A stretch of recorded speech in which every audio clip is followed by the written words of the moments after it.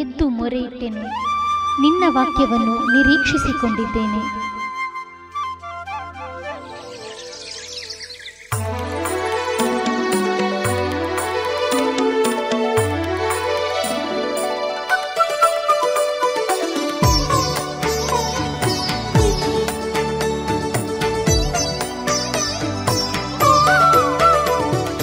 Big J media ವೀಕ್ಷಕರೇ, ಈ ಮುಂಜಾನೆಯ ಮುತ್ತುಗಳು ಕಾರ್ಯಕ್ರಮಕ್ಕೆ ತಮಗೆಲ್ಲರಿಗೂ ಯೇಸು ಕ್ರಿಸ್ತನ ಸುಮಧುರ ನಾಮದಲ್ಲಿ ಸ್ವಾಗತ. ಈ ಸಮಯವು ಆಶೀರ್ವಾದದ ಸಮಯವಾಗಿದೆ. ದೇವರು ವಾಗ್ದಾನದ ದೇವರಾಗಿದ್ದಾನೆ. ಈ ಮುಂಚಾನೆ ವೇಳೆಯಲ್ಲಿ ದೇವರ ವಾಗ್ದಾನವನ್ನು ಹಂಚಿಕೊಳ್ಳುವುದಕ್ಕಾಗಿ ನಿಮ್ಮ ಮಧ್ಯದಲ್ಲಿ ಪಾಸ್ಟರ್ ಐವನ್ ಮೊಂತೆಯವರು, ನಾನು ಮತ್ತು ಹಿರಿಯ ಸೇವಕರಾದಂಥ ಪಾಸ್ಟರ್ ವಿಜಯ ಭೇಟಿಯವರು ಇದ್ದಾರೆ. ಈ ಸಮಯವು ಖಂಡಿತವಾಗಿಯೂ ನಿಮಗೆ ಆಶೀರ್ವಾದದ ಸಮಯವಾಗಿದೆ. ದೇವರ ಶ್ರೇಷ್ಠವಾದಂಥ ವಾಗ್ದಾನಗಳನ್ನು ನಾವು ಜ್ಞಾಪಕ ಮಾಡಿಕೊಳ್ಳುವಂಥ ಸಮಯ, ಜ್ಞಾನ ಮಾಡುವಂಥ ಸಮಯವಾಗಿದೆ. ಇವತ್ತಿನ ವಾಗ್ದಾನ ಆರಿಸಿಕೊಂಡಂಥ ವೇದವಾಕ್ಯ ಭಾಗ ವಿಮೋಚನಕಾಂಡ ಪುಸ್ತಕ 33ನೇ ಅಧ್ಯಾಯದ ವಚನ 14. ಅದಕ್ಕೆ ಯೆಹೋವನು, ನಾನೇ ನಿಮ್ಮ ಜೊತೆಯಲ್ಲಿ ಬಂದು ನಿಮಗೆ ವಿಶ್ರಾಂತಿಯನ್ನು ಉಂಟು ಮಾಡುವೆನು ಅಂದನು. ಶ್ರೇಷ್ಠವಾದಂಥ ವಾಗ್ದಾನ.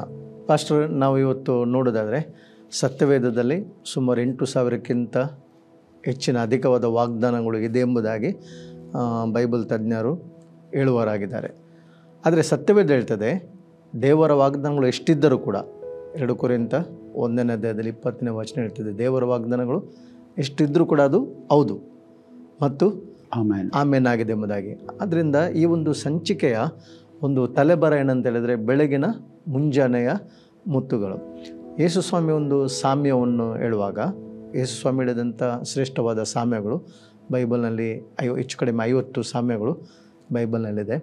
ಆದರೆ ಅದರಲ್ಲಿ ಮತ್ತೇನು ಬರೆದ ಸುವಾರ್ತೆ 13ನೇ ಅಧ್ಯಾಯದಲ್ಲಿ 45ನೇ ವಚನದಲ್ಲಿ ನಾವು ನೋಡುವಾಗ ಪರಲೋಕ ರಾಜ್ಯದ ಬಗ್ಗೆ, ಕಿಂಗ್ಡಮ್ ಆಫ್ ಗಾಡ್, ಪರಲೋಕ ರಾಜ್ಯದ ಬಗ್ಗೆ ಯೇಸುಸ್ವಾಮಿ ಮಾತಾಡುವಾಗ ಒಂದು ಬೆಳೆಯುಳ್ಳಂಥ ಉತ್ತಮವಾದ ಮುತ್ತಿಗೆ ಅದನ್ನು ಹೋಲಿಸಿದ್ದಾನೆ. ಒಬ್ಬ ವ್ಯಾಪಾರಸ್ಥನು ಅದನ್ನು ಕಂಡುಕೊಳ್ಳುವುದಕ್ಕಾಗಿ, ಆ ಶ್ರೇಷ್ಠವಾದಂಥ ವ್ಯಾಲ್ಯೂಬಲ್, ಆ ಬೆಲೆ ಕಟ್ಟಲಾರದಂಥ ಆ ಮುತ್ತನ್ನು ಅದನ್ನು ಪಡೆದುಕೊಳ್ಳುವುದಕ್ಕಾಗಿ ಅವನೇನು ಮಾಡ್ತಾನೆ, ಬದುಕನ್ನೆಲ್ಲ ತನ್ನ ಆಸ್ತಿಯನ್ನು ಮಾರಿ ಆ ಒಂದು ಪ್ರೆಷಸ್ ಮುತ್ತನ್ನು ಆತನು ಪಡೆದುಕೊಳ್ಳುವುದಕ್ಕೆ ಆತನು ಬಯಸ್ತಾನೆ, ಆಶಿಸ್ತಾನೆ. ಆದ್ದರಿಂದ ಆ ಶ್ರೇಷ್ಠವಾದಂಥ ಒಂದು ಮುತ್ತು ಯಾವುದಂತ ಹೇಳಿದ್ರೆ, ದೇವರು ನಮಗೆ ಕೊಟ್ಟಂಥ ನಿತ್ಯ ಜೀವ, ಇಟರ್ನಲ್ ಲೈಫ್ ಅಲ್ವಾ. ಅದನ್ನು ನಾವು ರಕ್ಷಣೆ ಎಂಬುದಾಗಿ ನಾವು ಕರೀತೇವೆ. ಯಾಕಂದರೆ ಯೇಸು ಸ್ವಾಮಿ ಸ್ಪಷ್ಟವಾಗಿ ಇದರ ಬಗ್ಗೆ ನಮಗೆ ಸತ್ಯವನ್ನು ತೋರಿಸಿದ್ದಾನೆ. ಒಬ್ಬನು ಲೋಕವನ್ನೇ ಸಂಪಾದನೆ ಮಾಡಿ ಆತ್ಮವನ್ನು ನಷ್ಟಪಡಿಸಿಕೊಂಡ್ರೆ ಯಾವ ಪ್ರಯೋಜನವಿಲ್ಲ. ಆದ್ದರಿಂದ ನಮ್ಮ ಜೀವಿತದಲ್ಲಿ ಶ್ರೇಷ್ಠವಾದಂಥ ಒಂದು ಅಮೂಲ್ಯವಾದಂಥ ಒಂದು ಆಶೀರ್ವಾದ ಇರುವುದಾದರೆ ಅದು ಯಾವುದಂತ ಹೇಳಿದರೆ, ಅದು ಇಟರ್ನಲ್ ಲೈಫ್, ನಿತ್ಯ ಜೀವ. ಶ್ರೇಷ್ಠವಾದ ವಾಗ್ದಾನ ಕೂಡ ಹೇಳ್ಬೋದು. ಸಾವಿರಾರು ವಾಗ್ದಾನಗಳು ಅದು ಹೌದಾಗಿದ್ದಾವೆ. ಹೌದಂತ ಹೇಳಿದ್ರೆ ಅದು 100% ಖಚಿತ, ಹೌದು, 100% ಟ್ರೂ ಎಂಬುದಾಗಿ ನಾವು ಹೇಳ್ಬೋದು. ಮತ್ತು ಆಮೇಲೆ ಅದನ್ನು ಒಪ್ಪಿಕೊಳ್ತೇವೆ, ಎಸ್ ಎಂಬುದಾಗಿ ನಾವು ಅದನ್ನು ಎಗ್ರಿಮೆಂಟ್ ಮೂಲಕ ದೇವರು ನಮಗೆ ಅದನ್ನು ಕೊಟ್ಟಿದ್ದಾನೆ. ಇವತ್ತು ಭಕ್ತರಾದಂಥ ಎಲ್ಲರಿಗೆ, ಯೇಸು ಕ್ರಿಸ್ತನಲ್ಲಿ ವಿಶ್ವಾಸ ಇಟ್ಟಂಥ, ಯೇಸು ಕ್ರಿಸ್ತ ನಂಬಿದಂಥ ಪ್ರತಿಯೊಬ್ಬ ಭಕ್ತರಿಗೆ ದೇವರು ಸಾವಿರಾರು ವಾಗ್ದಾನಗಳನ್ನು ಸತ್ಯವೇದದಲ್ಲಿ ಆತನು ಪ್ರಾಮಿಸನ್ನು ಕೊಟ್ಟಿದ್ದಾನೆ. ಅದೆಲ್ಲವೂ ನಮಗೆ ಉಚಿತವಾಗಿ ಕ್ರಿಸ್ತನ ಆ ಶಿಲುಬೆಯ ಮರಣದ ಮೂಲಕ, ಆ ಒಂದು ಬಲಿದಾನ ಮೂಲಕ ನಮಗೆ ಅದು ಪುನರ್ತನ ಮೂಲಕ ನಮಗೆ ಅದು ಅನುಗ್ರಹಿಸಲ್ಪಟ್ಟಿದೆ. ಆದ್ದರಿಂದ ನಾವು ನಿಜವಾಗ್ಲೂ ಧನ್ಯರು, ನಾವು ಆಶೀರ್ವದಿಸಲ್ಪಟ್ಟವರು. ಇಲ್ಲಿ ಇವತ್ತಿನ ಒಂದು ವಾಗ್ದಾನ, ಸಾವಿರಾರು ವಾಗ್ದಾನ ಇದೆ, ಆದರೆ ಇವತ್ತಿನ ಈ ಒಂದು ಮುಂಜಾನೆ ವೇಳೆಯಲ್ಲಿ ಈ ದಿನಕ್ಕೆ ನಾವು ಆರಿಸಿಕೊಂಡಂಥ ವಾಗ್ದಾನ ಏನಂತ ಹೇಳಿದ್ರೆ, ವಿಮೋಚನಕಾಂಡ ಪುಸ್ತಕದಲ್ಲಿ 33ನೇ ಅಧ್ಯಾಯದಲ್ಲಿ 14ನೇ ವಚನದಲ್ಲಿ ದೇವರು ಮೋಶೆಗೆ ಹೇಳ್ತಾನೆ, ನಾನೇ ನಿಮ್ಮ ಜೊತೆಯಲ್ಲಿ ಬರುತ್ತೇನೆ, ನಾನೇ ನಿಮ್ಮ ಜೊತೆಯಲ್ಲಿ ನಾನು ಇರುತ್ತೇನೆ ಎಂಬುದಾಗಿ ದೇವರು ಪ್ರಾಮಿಸ್ ಮಾಡಿದ್ದೇನೆ. ಹಾಗಾದರೆ ಈ ಒಂದು ವಾಗ್ದಾನವನ್ನು ನಾವು ಜ್ಞಾನ ಮಾಡುವಾಗ ನಿಜವಾಗ್ಲೂ ನಮಗೇನಾಗ್ತದೆ ಅಂತ ಹೇಳಿದ್ರೆ, ಭಾಳ ಒಂದು ಬಲ ಬರ್ತದೆ, ನಮ್ಮ ಫೇತ್ ಸ್ಟ್ರಾಂಗ್ ಆಗ್ತದೆ, ನಮಗೆ ಸಂತೋಷ ಬರ್ತದೆ. ಯಾಕೆಂತ ಹೇಳಿದ್ರೆ, ದೇವರು ಭೂಲೋಕದಲ್ಲಿ ಏನೋ ಕಾರ್ಯ ಮಾಡಬೇಕಂದ್ರೆ ಹಲವು ವಿಧದಲ್ಲಿ ದೇವರು ಕಾರ್ಯವನ್ನು ಮಾಡಿದ್ದಾನೆ, ಹಲವು ಮನುಷ್ಯರ ಮೂಲಕ ದೇವರು ಕಾರ್ಯವನ್ನು ಮಾಡಿದ್ದಾನೆ. ಇವಾಗ ಇಸ್ರೇಲ್ ಜನರನ್ನು ಐಗುಪ್ತದಿಂದ ಕಾನಾನ್ ದೇಶಕ್ಕೆ ನಡೆಸಬೇಕಾದ್ರೆ ದೇವರು ಮೋಶೆನ ಆರಿಸಿಕೊಂಡ. ಎಸ್.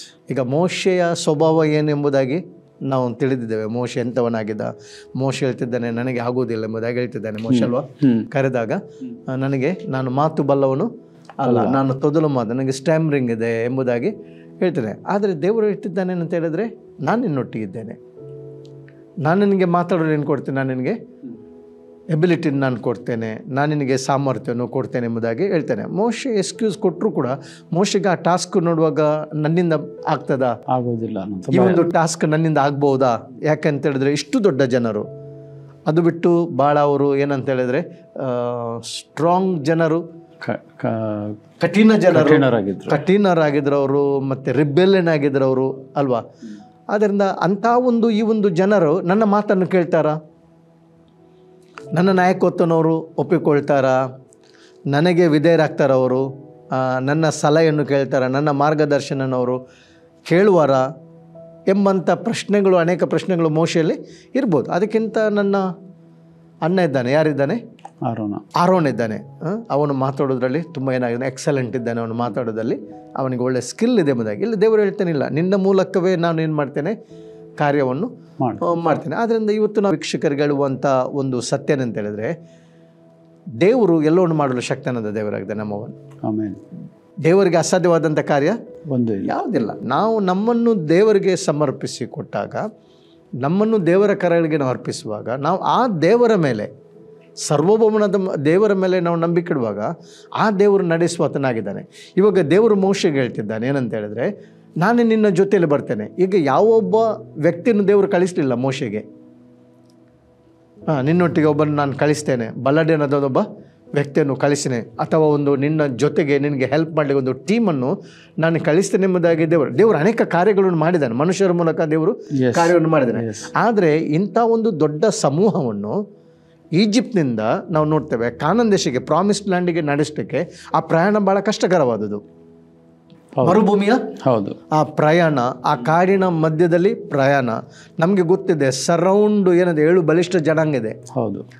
7 ನೇಷನ್ ಇದೆ. ಎಬೂಸರ್ ಇರ್ಬೋದು, ಅಮೆಲೇಕರ್ ಇರ್ಬೋದು ಅಲ್ವಾ, ಫಿಲಿಸ್ಟಿಯರು, ಬಲಿಷ್ಠವಾದಂಥ 7 ಜನಾಂಗ ಇದ್ದಾರೆ. ಆ 7 ಜನಾಂಗದ 39 ಕಿಂಗ್ಸ್ ಕೂಡ ಇದ್ದಾರೆ.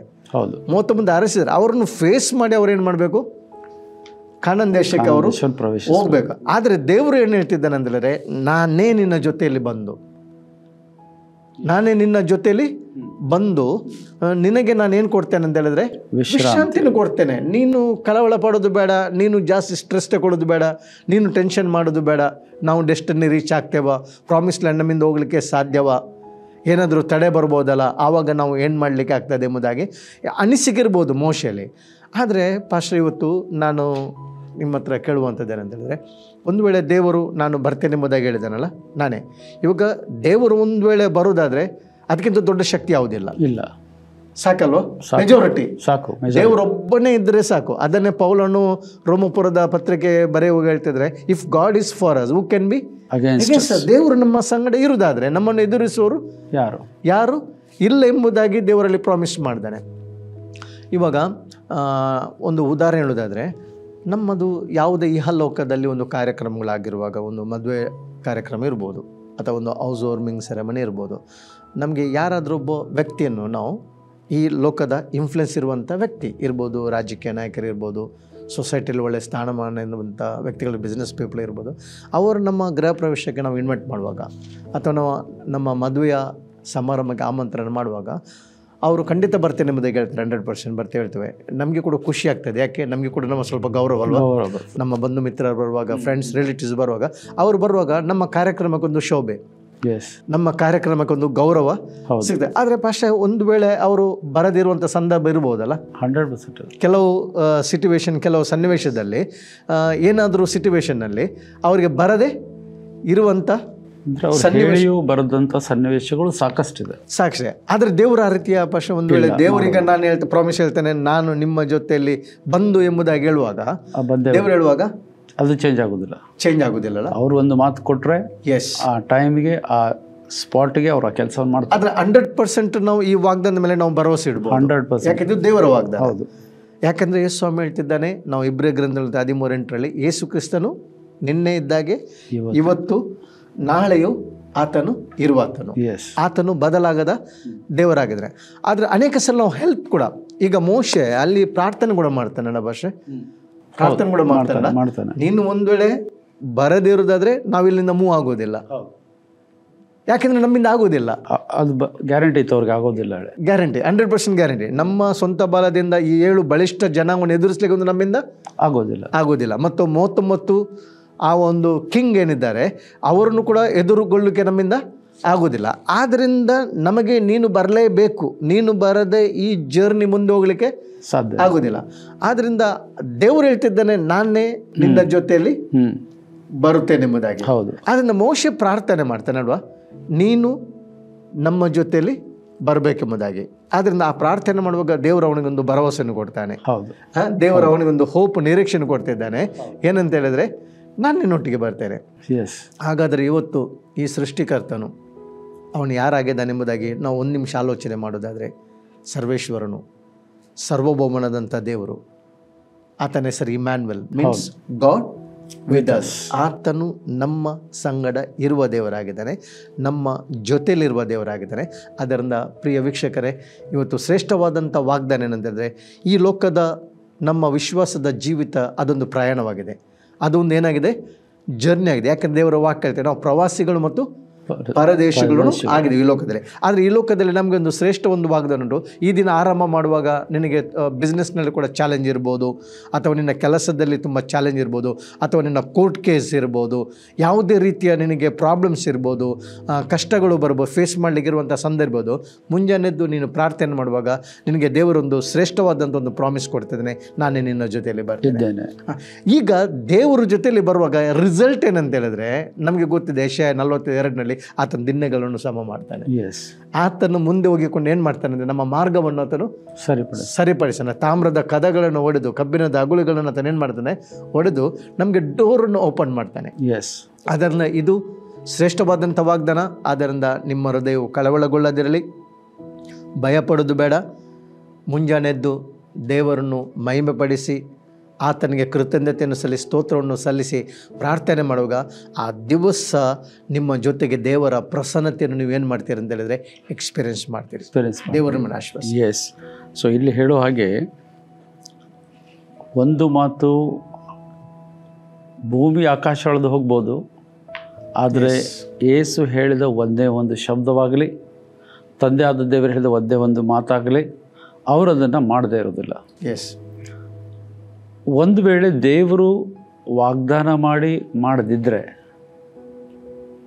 ಅದು ಎಷ್ಟೊಂದು ಘೋರವಾದ ಅಪರಾಧ ದೇವರ ಎಣಿಕೆಯಲ್ಲಿದೆ ಹೇಳಿದರೆ, ಅವರು ತನ್ನ ಸಿಂಹಾಸನವನ್ನೇ ಕಿತ್ತಿ ತೆಗೆದುಹಾಕಬೇಕು.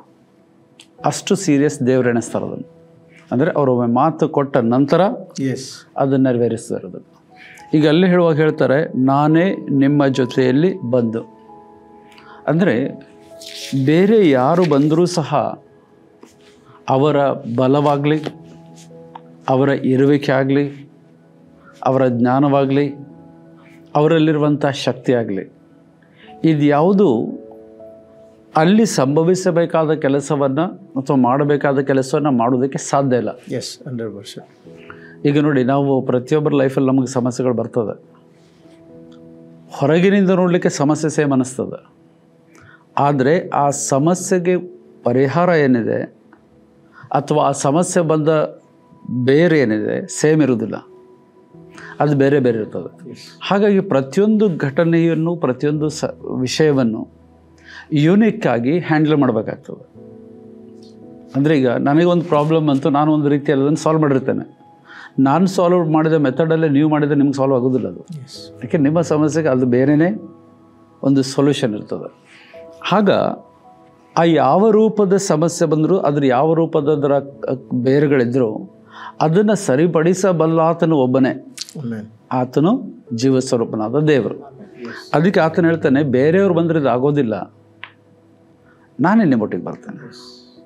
ಸೊ ಪ್ರೀತಿಯ ದೇವ ಜನರೇ, ಇವತ್ತು ಬೆಳಗ್ಗೆ ಒಂದು ಅರ್ಥ ಮಾಡ್ಕೊಳ್ಳೋಣ, ನಮ್ಮ ಜೊತೆ ಎಷ್ಟು ದೊಡ್ಡ ಸೈನ್ಯವಿದ್ದರೂ ಅದು ನಮ್ಮನ್ನು ನಡೆಸುವುದಕ್ಕೆ ಸಾಮರ್ಥ್ಯ ಅದಕ್ಕೆ ಇಲ್ಲ.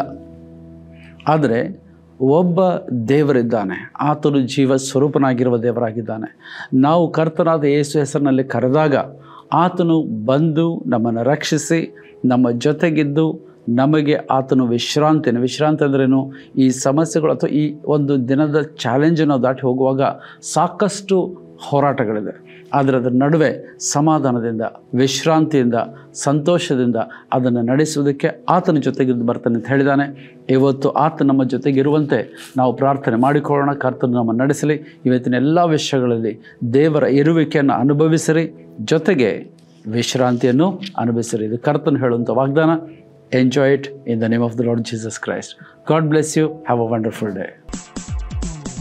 ಸುವಾರ್ತೆ ತಲುಪದ ಊರು ಇರಲೇಬಾರದು, ಸಭೆಯೂ ಇಲ್ಲದ ಗ್ರಾಮ ಇರಬಾರದೆಲ್ಲಿಯೂ.